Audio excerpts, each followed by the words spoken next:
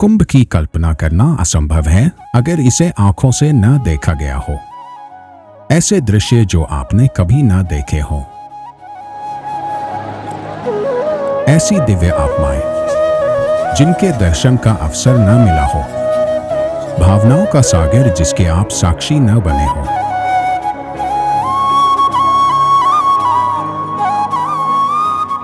एक आध्यात्मिक जगत जिसमें आप कभी प्रविष्ट न हुए हो। एक प्रेमपूर्ण आतिथ्य जिसकी कभी अनुभूति न हुई हो।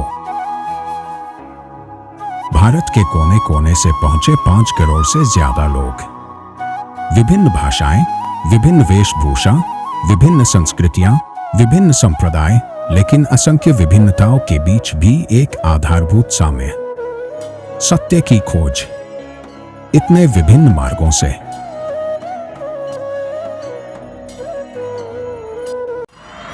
यही कुंभ मेला है, पृथ्वी पर होने वाला सबसे बड़ा आयोजन।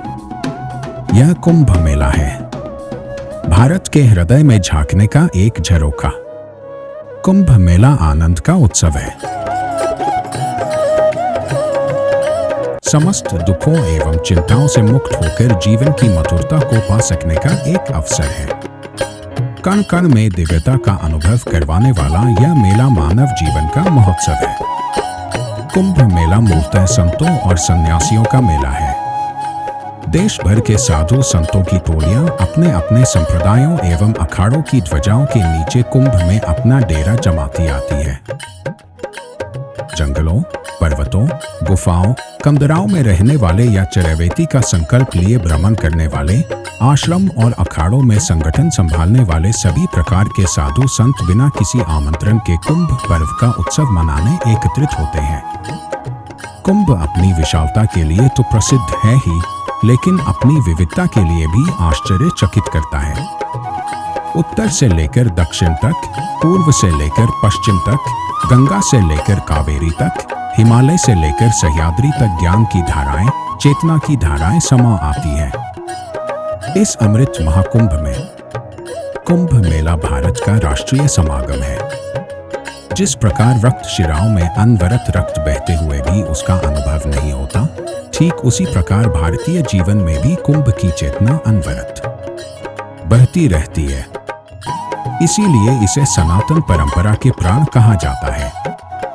कुंभ एक उच्चतम भावना है जो किसी राष्ट्र की साझा संस्कृति के रूप में प्रकट होती है। कुंभ इस दृष्टि से भी विलक्षण है कि यहाँ देश के कोने कोने से संत, महात्मा, गुरु, आचार्य स्वयं गृहस्थों के बीच एकत्रित होते हैं।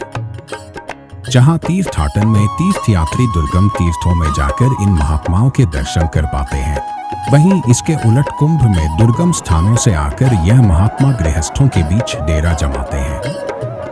कुंभ के समय इन संत महात्माओं की साधना, ज्ञान चर्चा और सत्संग से अनवरत अमृत छलकता है।